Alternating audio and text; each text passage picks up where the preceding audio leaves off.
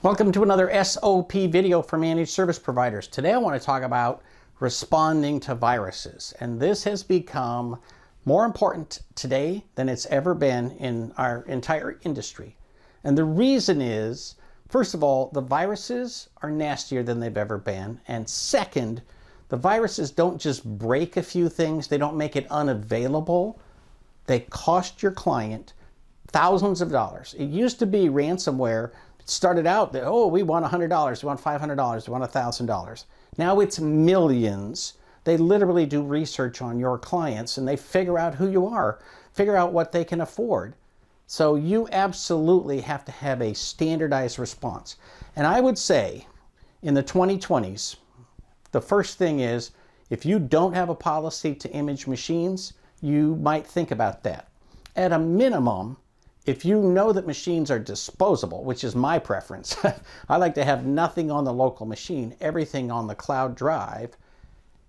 If you have secured the cloud drive, you've imaged that data, and you know you can get it back quickly, sacrifice the desktop, but have a fundamental image so you obviously can save some labor getting it back in place.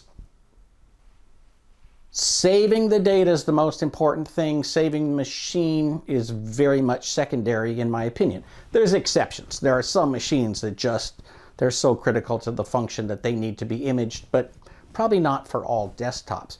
Doesn't matter as long as you have a policy and you can guarantee it. Another thing I would do is have a totally standardized procedure about how your company addresses viruses. First of all, are they covered under managed services? And I recommend you say, the first time a person gets a virus, we'll clean it at no additional charge. But the second time, third, fourth, fifth time, no. Simply because we should be educating them and they should stop clicking on everything that shows up in front of them. Remember, the point of managed services is to maintain their systems, not to cover every stupid thing they do. So if they're going to do stupid things, there has to be a limit to how much you are going to cover. I would have requirements that for something to be covered under managed services, they have to have a managed service contract. All the machines of a certain type have to be at the same level of coverage for that contract. And your contract has to specify that the machine has to be under warranty and all the hardware and all the software must be under a maintenance agreement. So those are the minimums. And obviously you need security in place and you need antivirus and spam filtering and all that. And if they won't do it, cross it out and say, okay, 100% of the cost of remediating viruses is on you. And, we have a 100-hour minimum, something. No, I'm kidding. So the point is, you cannot leave yourself a blank check where clients can do whatever they want and you have to pay for it. And viruses are a huge area where most of what they can do is improve their behavior. And if they will not do that, you cannot be responsible. So you have to make sure that you limit it. Remember, how you manage viruses is not just important to you and your client. It's important to the state legislature. It's important to more and more government agencies all the time, your provincial government. There's so many laws coming down, and you have to make sure that you're in compliance with that. And it's important to your insurance company.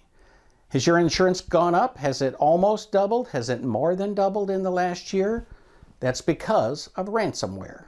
So let's make sure that you have a good policy, that it's written down, and that you've got a procedure that your technicians know to follow when there's a virus.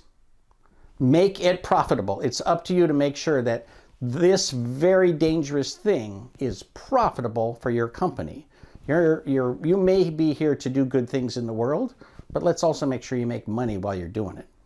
For Small Biz Thoughts, this is Carl Polachek, wishing you the best of luck in your managed service business.